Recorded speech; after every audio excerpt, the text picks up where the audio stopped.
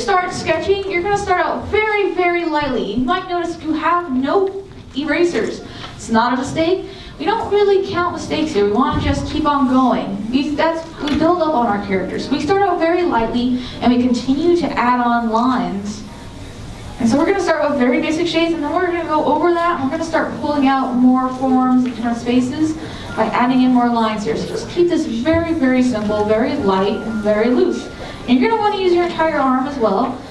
When you write, you use your wrist. It's more for precision, but your arm is there to give you a very more loose, very gestural feeling. So we have this awesome square now on our screen, and now we want to basically just start pulling out some shapes. Before we can do that, we want to give them some construction lines. And construction lines are there to basically help us place features on the face. So think of it as, let's say, a grid that you would put different features on. You can measure out where everything goes.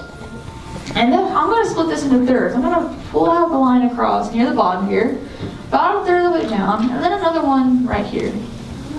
So now you're getting what looks like maybe a Pop-Tart or a piece of toast.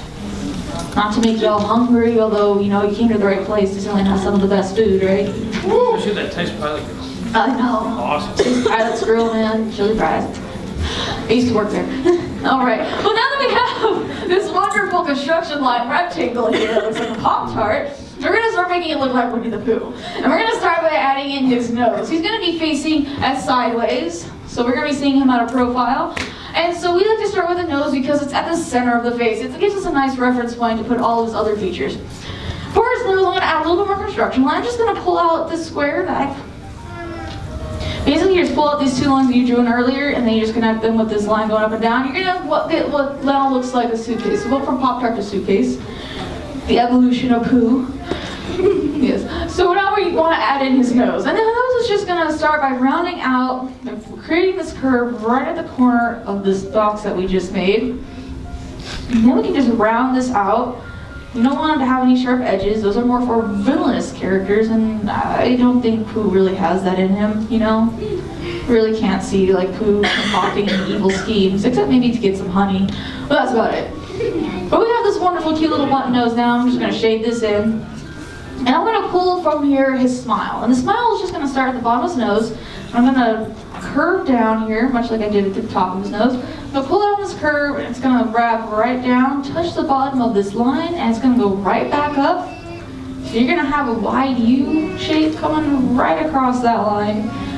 And that's going to be the top of his lip, and that's going to also go into a smile. And since this is a smile, I'm going to cap this off with a cute little rainbow art.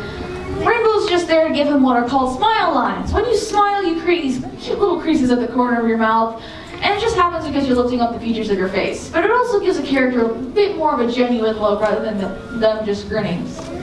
But I have the smile on here, and I want to add in his lip and his chin. And these are very simple shapes. All I'm going to do is I'm going to go at the bottom here, about the center of that snout. I'm just going to pull down one simple curve.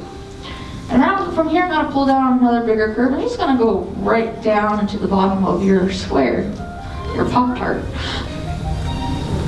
You're going to like go home remembering that now. You're just going to think of Pooh and you're going to think of Pop-Tarts. But now that we have that chin in here, we're going to add in the top of his snout as well. And that's just going to be another curved line right at the top here. That's going to help us connect his forehead later on. But speaking of his forehead, I want to add that in. As I mentioned earlier, Pooh has a very interesting forehead. It slopes forward, and to get that sloping forehead, I'm going to go to the top rectangle here, and about halfway I'm going to make a mark. And then I'm going to go to the top here, about, again, halfway point, just pull down a mark. And I'm just going to pull down a curved line connecting these two. It's just going to be a small wave. And just again, keep it very light, very sketchy. Then as you continue to go over it, will darken it for you. So don't worry about darkening in too much. But once I have this shape, I'm just going to connect it to the snout. I'm going to pull down an S curve here. It's going to connect the snout to this forehead and gives him a little brow, which he furrows often when he's thinking, or when he's funking. He's not very good with words, but we still love him anyways.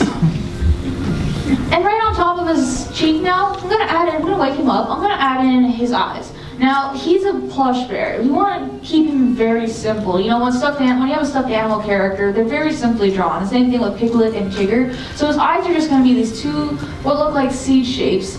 And they're just going to sit right above that smile line we added in earlier. And to give him a resting place for his eyes, I'm just going to put on another little curve here. That's going to be his cheek.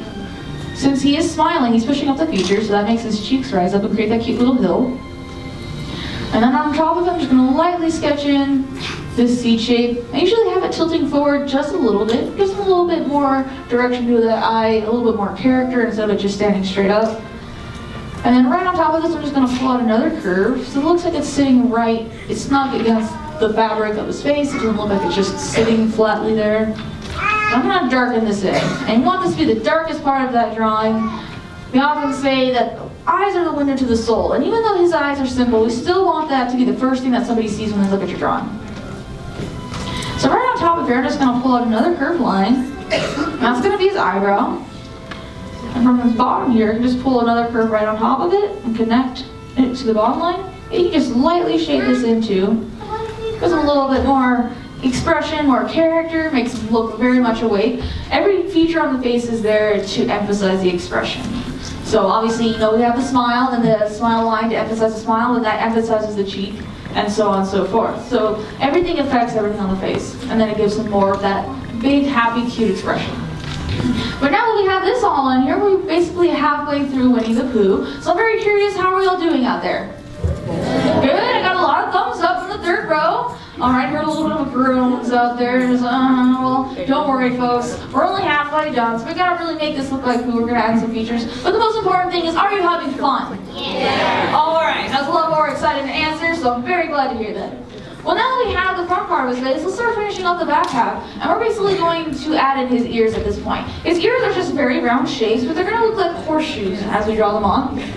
So right here, we finish off at the top of his head. Just start pulling out these curves. Just a nice big horseshoe shape. Keep it very round. Again, we don't want any sharp edges on Pooh. You're gonna start getting like what looks like Nega Pooh, like his evil twin brother who doesn't like honey.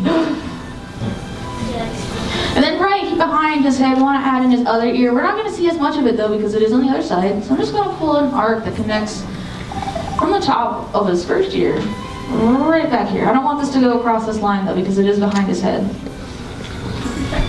And here we're just going to finish, we're just going to come in and draw on the back of his head. This is just going to be a very long S curve. But to keep it simple, I'm just going to go from the top over here, from his ear. And I'm going to pull down a curve and it's going to connect right here at the bottom of the square. And then once I have that curve, I'm just going to pull out another curve and it's going to connect right here at the bottom of this square. So I'm just using those construction lines and measurements.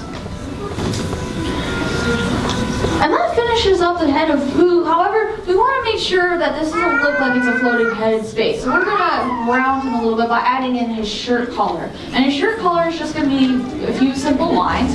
And the first one is just going to be what looks like a wave. It's going to come from the bottom of his chin here, and it's going to go up and then right behind the back of his neck. And then once you have that, I'm just going to go right back here. I'm going to connect that to make it look like it's going down. And I'm going to pull down another line right in the front here. So it looks like that shirt is wrapping around his head. And the final one I'm going to draw is another curve going right back here. I'm going to wrap it around this line that I first pulled in. That's going to be his back of the shirt. It's going to be the back of his collar just wrapping around his neck. And at that point, you just draw Winnie the Pooh. The most important feature that you want to add is your signature. It's going to tell everybody that this is what you drew. Nobody can take credit for your work now. It's original. Do not steal. All right. Well, then, folks, just drew Winnie the Pooh right on the paper for you. How did we all do? Yeah, we did good. All right. Well, I'm really excited to see how you all did. So how about we have a student art show? On the count of 3, we're just going to lift up their art boards. It doesn't matter if you're done or not. I'll take that into consideration. But just put them up high and let's see the class's work. 1, 2, 3. Winnie the Pooh. I got a lot of cute looking cubs here. Oh my God, this is fantastic, guys. You did fantastic. Game all around. Let's see yours. Oh, awesome. Let's see Matthew. Excellent up there at the top. Hold it up.